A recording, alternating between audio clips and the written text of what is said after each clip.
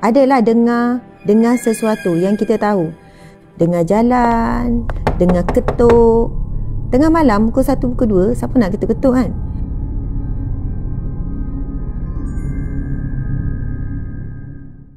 Saya nak cerita ni tadi. Masa saya duduk seorang-seorang, cerita seram sikit ya. Saya duduk berapa semasa. Saya duduk seorang-seorang dalam sebab dia satu bilik 2 katil, hujung-hujung. Dan kalau bilik bawah dia besar, saya terlintas tadi nak cerita ni. Lepas tu, bila duduk seorang-seorang, katil tu kosong. Faham kan? Katil kosong. So, kita tidur katil kita je. Bukan rupanya lah. Antara cabaran bila duduk seorang dan seorang tidak ada penghuni, adalah makhluk lain yang menghuni. Macam tu cerita adalah makhluk lain yang menghuni. Wallahualam, mungkin zaman belajar kan, zaman belajar dia macam keberanian tu lain sikit. Keberanian tu lain macam sikit Jadi kadang-kadang saya tertidur di katil tersebut, saya memang takkan boleh tidur. Macam ada someone yang akan kejutkan. Macam itulah. Macam cerita seram sikit kan. Dia bukan kejut biasa, dia macam sergah. Macam itulah. Dia macam sergah. Macam tuan katil marah tidur atas katil dia. Kadang-kadang kita macam, alah memanglah katil depan tu kosong, tapi kita hampas juga, kita pasang juga cadar. Sebab kita duduk seorang. Bukan sekejap setahun. Sekat 2 tahun kot.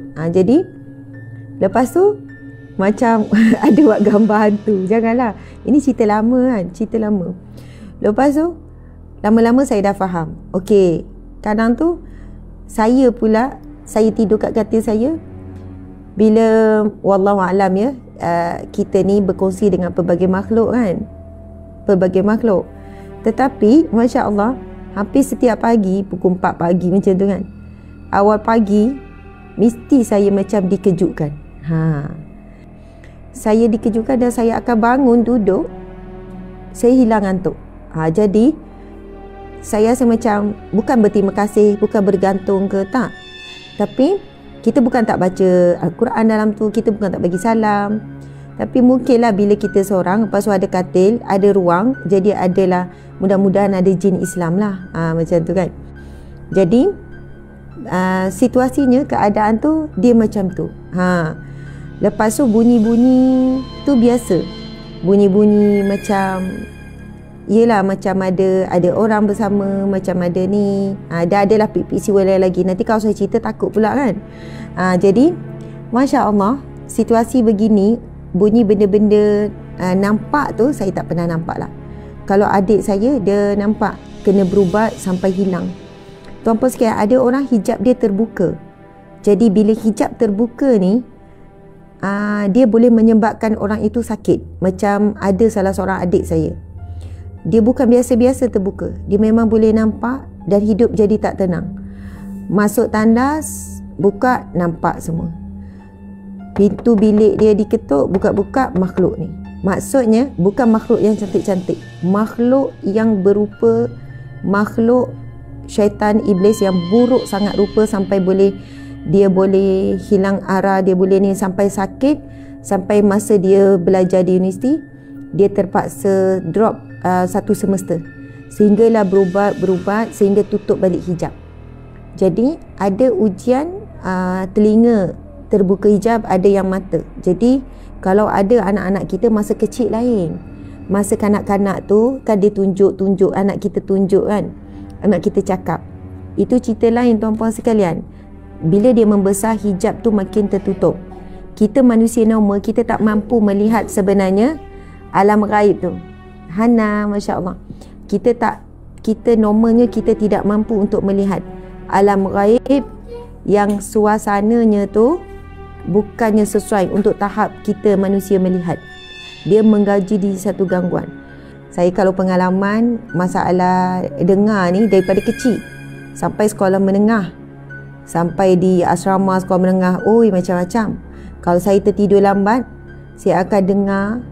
Dia bukan sekadar dengar, kalau saya cerita seram. Tetapi Masya Allah, kita kena beranikan diri, kena beranikan diri. Tapi tak pernahlah sound cabar, tak pernahlah sound ke mencabar ke apa ke. Cuma pernah sekali lah macam saya cabar. Masa tu skor rendah kot dekat rumah.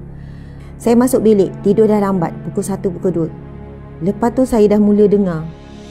Saya kata, dia dah ni dah dengar. Adalah dengar sesuatu yang kita tahu. Dengar jalan, dengar ketuk. Tengah malam pukul 1, pukul 2, siapa nak ketuk-ketuk kan? Dengar dah macam-macam ni. Bila dah dengar, masa tu konon buat berani, saya pergi ketuk balik dinding tu. Saya pergi ketuk balik. Saya pergi ketuk macam tu. Konon nak berlawan lah, macam berani sangat.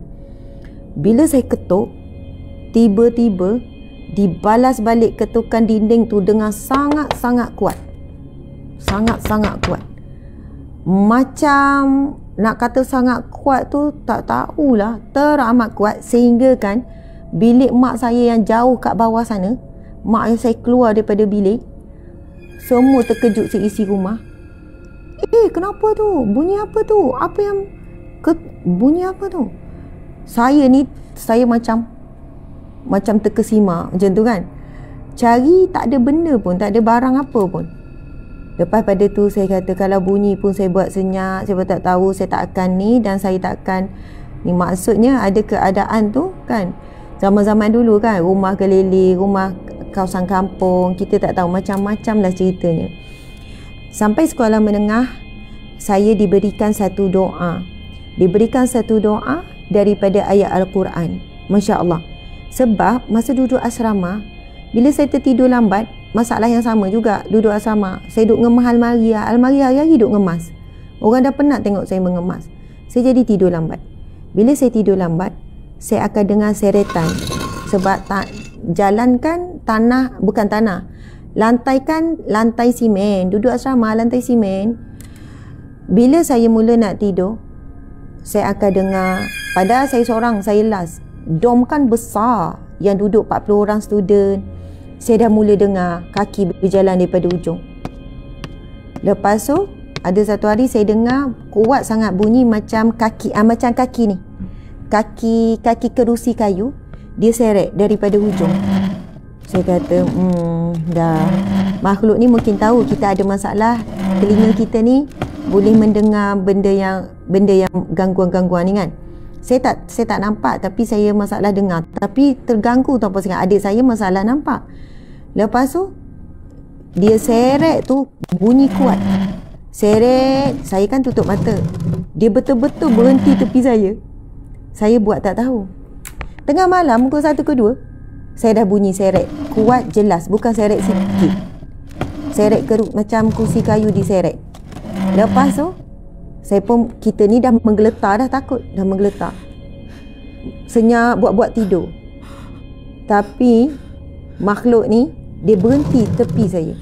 Betul-betul tepi. Lepas berhenti tepi, terasa macam dia duduk atas katil saya, atas tilam. Kita duduk bawah kan. Terasa macam ada sesuatu yang duduk. Ya Allah, menggeletar tak nak kata. Sebenarnya bila kita ada gangguan seperti ni, dia mengganggu hidup kita. Dia mengganggu. Dan makhluk ni, dia tahu kita ada masalah tu, dia lagi ganggu. Faham ya? Jadi saya memang dah tak berlawan dah. Sebab saya dah kena masa kecil tu kan, saya dah takut dah. Penakut. Memang ada rasa takut. Lepas tu, subhanallah, saya dapat satu doa. Saya tak ingat ayat surah mana, tapi ayatnya saya hafal lah. Bismillahirrahmanirrahim. Allahumma inni a'udzubika min hamazati syayatin. Maksudnya adalah, ya Allah, aku mohon perlindungan daripadamu. Min hamazati syayatin, daripada gangguan syaitan. Daripada gangguan syaitan. Wa a'udzubika rabbi an yahdurun. Dan aku memohon kepadamu daripada syaitan akan kehadirannya. Wa a'udzubika rabbi, dan aku mohon perlindungan daripadamu, Rabbi, Tuhanku, an yahdurun, daripada kehadiran syaitan. Apa jadi selepas itu?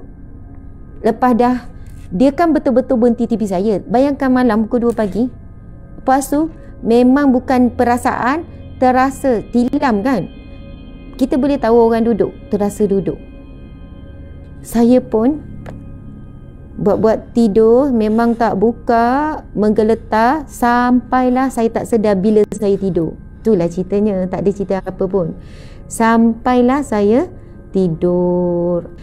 Banyak lagi tuan-puan saya yang cerita-cerita. Kalau cerita adik saya lagi seram dan seronok. Sebenarnya cerita pasal tulang, ini cerita last. Boleh cerita last? Tuan-puan sekalian, tapi kan ramai tak percaya. Ramai yang tak percaya. Tak percaya tak apa. Tak ada masalah pun. Orang yang melalui, dia orang yang melaluinya, dia tahulah. Subhanallah, makhluk Allah ini, jin, syaitan, iblis ni, kita wajib beriman mereka ini wujud.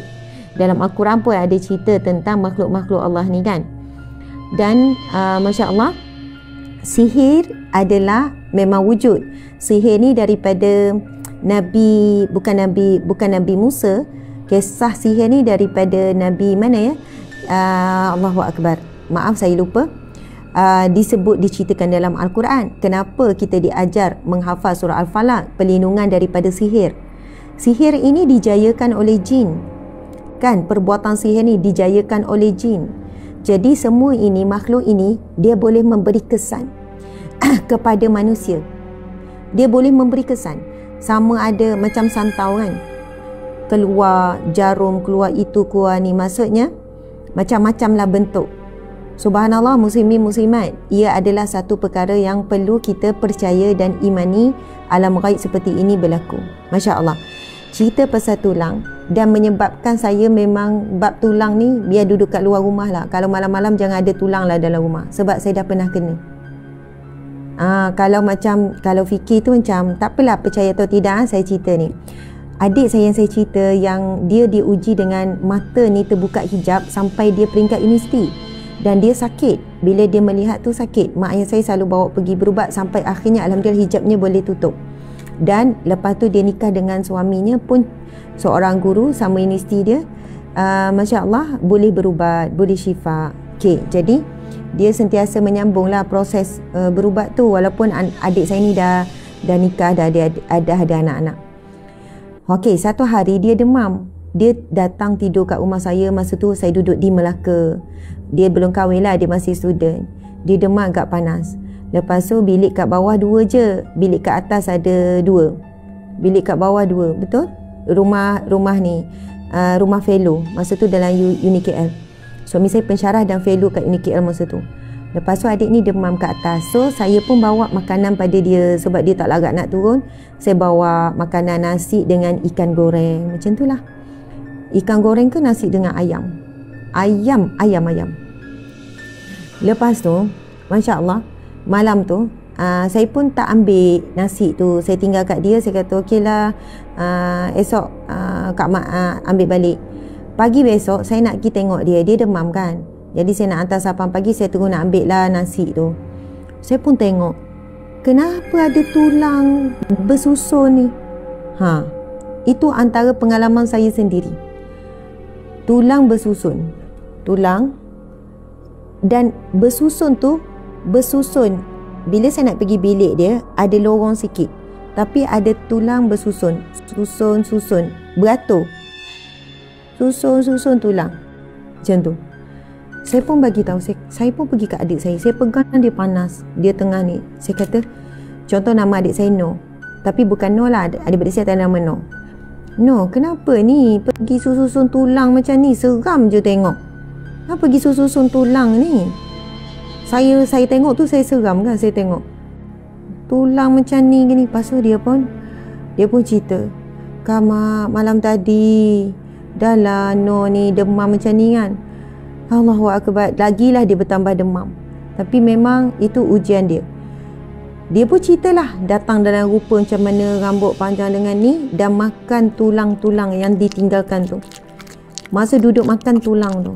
Dan tulang tu, lepas tu dia kata, No tak tahu dah makhluk tu buat apa. Tapi dia sempat tengok dan bunyi makan tu. Rupanya saya pun tengok. Dan saya rasa, tak, maksudnya, Wallahualam ya, kalau orang tak percaya mungkin dia kata adik lah tu susun tu saja buat ni psycho ke. Tak, adik saya bukan macam tu. Adik saya bukannya macam suka-suka, memang pergi berubat, sakit. Orang yang mengalami situasi begini, saya bagi tahu memang dia kena berubat untuk tutup hijab, sebab dia akan jadi sakit.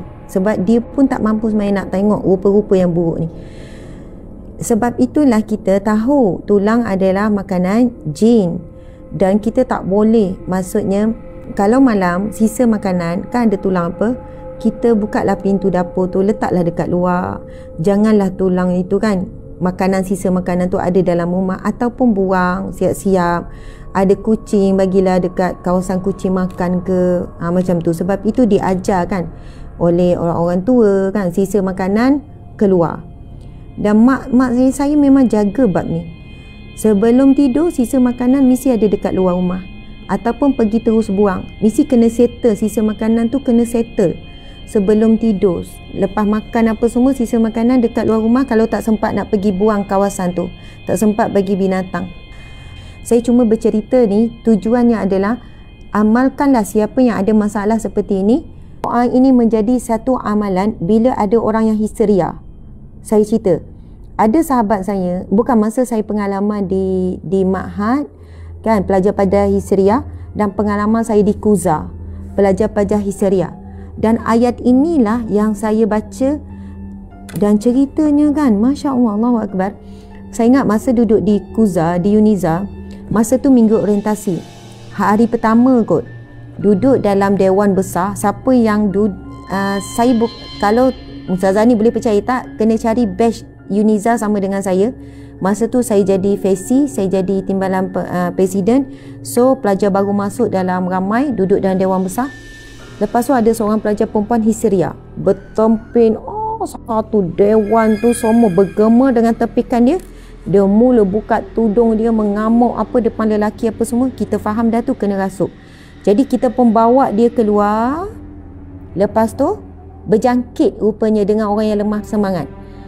Lepas dah bawa keluar seorang, seorang lagi pula histeria, bawa keluar juga satu tempat.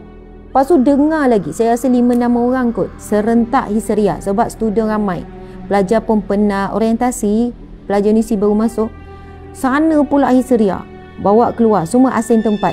Seorang bucu sana, seorang dekat, dia ada luar bangunan, luar daripada ni dia ada beranda, ada kita kata foyer ke apa. Lepas tu bunyi ni sana bertempik sini tempik. Lepas tu tunggu, padahal masing-masing baca macam-macam ni. Saya pun duduk baca ayat kursi, pegang, duduk mengamuk ni. Lepas tu Masya Allah, saya terlupa nak baca ayat ni, Al-Mu'minun 97-98. Al-Mu'minun 97-98. Kita buka ya, surah Al-Mu'minun 97-98. Ayat ni saya berkongsi ayat ni, dan Alhamdulillah dengan ayat ni juga, kalau saya rasa takut, saya rasa bimbang, saya rasa macam ada gangguan ke apa, saya akan baca ayat ni. Muslimin muslimat, surah Al-Mu'minun. Okey, muslimin muslimat. Okey, tadi tu sebenarnya saya tak tambah Allahumma inni a'udzubika. Tapi sebenarnya boleh kita tambah Allahumma, tetapi ambillah ayat yang sempurna. Rabbi a'udzubika min hamazati syayatin wa a'udzubika rabbi an yahdurun. Wakur rabbi, sebenarnya ada ayat wakur, tapi untuk menghafal cari surah Al-Mu'minun ayat 1-8. Untuk beramal kita boleh baca Rabbi a'udzubika min hamazati syayatin. Wahai Tuhanku, aku berlindung kepada Engkau daripada bisikan-bisikan hamazat, bisikan dan gangguan syaitan. Wa a'udzubika rabbi an yahdurun. Dan aku berlindung kepada Engkau wahai Tuhanku, an yahdurun, daripada syaitan mendekatiku. Syaitan ni daripada jin, kita tahu kan, jin yang kufur, jin yang jahat kita panggil. Sebab jin ada yang baik, ada yang soleh. Ini adalah jin yang soleh lah, yang beriman. Jadi jin pun ada dua, macam manusia ada dua golongan. Jadi tuan-puan sekalian, doa ni saya cerita pasal histeria tadi ni. Masa tu histeria ramai ni, berjangkit-jangkit ni. Saya rasa 5 orang kot serentak histeria. Masa tu kita baca ayat kursi tak jadi, baca ayat ni tak jadi. Dan wallahu alam, saya tak tahu macam mana situasi yang kelang kabut, sebab kita pula kakak Fesi. Masa tu saya duduk pegang sahabat pelajar yang histeria ni, sebab dia akan mengamuk-ngamuk, bertepik-tempik kan. Lepas tu ada seorang hamba Allah, dan saya tak sempat tengok, saya tak tahu pun siapa. Dia bagi satu kertas, dia macam sentuh-sentuh saya, dia pun hulur kertas. Macam tu. Kita kan kelang kabut, saya pun ambil kertas, saya pun baca. Dan masa tu yang ditulis adalah ayat ini. Tapi janganlah fikir kau bukan siapa tu Ustazah, ke bukan manusia yang bagi kertas tu. Tak adalah, saya rasa wallahualam manusia. Cuma kita kelang kabut, kita tak tengok. Ada orang bagi kita kertas, kita pun ambil, kita pun buka. Kita buka tengok ayat ini yang ditulis. Masa saya tengok ayat ni, saya kata, ya Allah, ini ayat yang sama yang saya dapat masa saya sekolah menengah dulu. Ni kan masa ni dah duduk universiti kan. Ni ayat ni, ya Allah, kenapa lupa nak baca ayat ni? Soalannya saya terlupa nak baca ayat ni. Sedangkan masa sekolah menengah dulu, antara rawatan diri saya baca ayat ni. Macam tu lah. Lepas tu, saya pun baca. Baca dengan tenang, baca dengan yakin. Yakin bahawasanya dengan pertolongan Allah, dengan ayat Al-Quran mukjizat ini, boleh mengeluarkan jin yang merasuk ni. Lepas tu baca, bisik, saya baca dekat telinga. Rabbi a'udzubika min hamazati syayatin wa a'udzubika rabbi an yahdurun. Subhanallah, tak tahulah sekali ke dua kali baca, dia pun sedar. Subhanallah. Masa tu kami menunggu ustaz yang perawat datang, jadi makan masa sikit kan. Lepas tu bila tengok sedar, lepas tu orang nampak sedar, orang pun panggil lah saya. Panggil, Ustaz Asma, sini pula Asma. Ni, lepas tu baca, Rabbi a'udzubika min hamazati syayatin. Baca dengan tenang, dengan yakin. Bila baca, subhanallah. Lepas tu, keluar. Alhamdulillah, untuk pengalaman malam tu, maksudnya adalah bacaan doa ini, alhamdulillah, akhirnya gangguan tu hilang. Jadi tuan-puan sekalian, dan doa ini sebenarnya bukan hanya diamalkan untuk orang dirasuk ke orang ada gangguan. Kita setiap hari tuan-puan sekalian, baca doa ini sebab kita sentiasa diganggu dengan bisikan syaitan. Dan kita kalau boleh tak nak syaitan hadir pun dalam rumah kita. Tak nak datang dekat pun. Sebab itu kalau kita baca, Masya Allah, kita baca ayat 96 contoh. Tolaklah perbuatan buruk mereka dengan cara yang lebih baik. Kami lebih mengetahui apa yang mereka sifatkan. Dan katakanlah, ya Tuhanku, aku berlindung kepadamu daripada bisikan syaitan. Dan aku berlindung pula kepadamu, ya Tuhanku, agar mereka tidak mendekatiku. Mereka apa? Syaitan tak boleh nak dekat dengan kita. Dan ini adalah doa yang Allah suruh Nabi Muhammad baca. Ini perintah Allah suruh Nabi Muhammad baca. Kalau Nabi Muhammad diperintah untuk baca doa ini, apatah lagi kita yang tidak ada jaminan syurga, tidak ada jaminan untuk dilindungi, kan? Kalau Nabi Muhammad kita tahu telah dibersihkan, dibelah dada dan dibersihkan hati 2 kali, kan, diberikan hikmah oleh Allah Subhanahu Wa Taala. Jadi kita ni manusia yang biasa penuh dosa ni tuan-puan sekalian. Kadang-kadang ujian datang, ujian tu tak berat. Yang menyebabkan kita rasa berat dan teruk adalah bagaimana syaitan ini membisikkan pada kita. Masya Allah tuan-puan sekalian, kadang kita baca komen orang kecam kita. Sebenarnya kita bukan tak pernah kena kecam, bahkan lebih teruk daripada tu. Tetapi waktu itu mungkin bisikan syaitan tu kuat sangat bisik ke dada kita. Kan, kita jadi nak marah sangat, kita jadi stalk siapa dia ni. Lepas tu kita punya nak marah tu gini. Rupanya bara kepanasan tu ditiupkan oleh iblis. Tuan-puan sekalian, musuh utama kita adalah syaitan. Tapi manusia terlupa, dia bukan lawan syaitan, dia lawan Tuhan. Pada hidup kita ni berjuang melawan iblis dan syaitan, bukannya melawan Tuhan. Jadi kita minta pertolongan Tuhan, minta pertolongan Allah untuk lawan syaitan. Dan syaitan ni makhluk gaib. Bukan macam kalau kita takut binatang, kita lari. Bukan macam kita takut sekian-sekian, kita tutup pintu.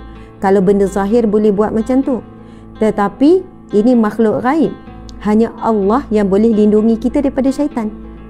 Allah perintahkanlah malaikat untuk bersama dengan kita. Sebab itu bila kita sebut a'udzubillahi minasyaitanirrajim, dan aku mohon perlindungan daripada syaitan direjam. Ulama mengatakan kalau kita mohon isti'azah, Allah akan perintahkan malaikat untuk rejam syaitan yang ada bersama kita, sebab kita mohon perlindungan daripada Allah, dengan Allah daripada syaitan yang direjam. Allah akan menghantar malaikat untuk merejam. Jadi kalau makhluk gaib ni pertolongannya adalah dengan Allah. Allah lah yang akan menolong kita dalam menghadapi makhluk yang gaib yang kita tak boleh nak gunakan fizikal ni, perlindungan fizikal ni. Jadi Masya Allah, doa ini surah Al-Mu'minun ayat 97 dan ayat 98. Masya Allah. Ya, jadi tuan-puan dan puan Allah sekalian, apa doanya? Rabbi, wahai Tuhanku, a'udzubika min hamazati syayatin, aku mohon perlindungan daripada gangguan, daripada bisikan syaitan. Wa a'udzubika Rabbi, dan aku mohon perlindungan daripadamu ya Allah, ayyahdurun, daripada mereka mendekatiku. Maksudnya syaitan iblis nak datang dekat pun tak boleh. Hebat tak ayat ni? Hebat, sangat hebat. Pengalaman saya sendiri, pengalaman bantu berubat orang-orang yang sakit, orang-orang yang terkena. Saya bukan boleh berubat ya, itu pun amalan diberikan oleh guru-guru kan, oleh perawat. Jadi insya-Allah kepada siapa yang masih dalam ujian, contoh ujian sihir, ujian santau, ujian gangguan macam tadi, dengar macam-macam, dapat nampak macam-macam, cuba amalkan doa ni.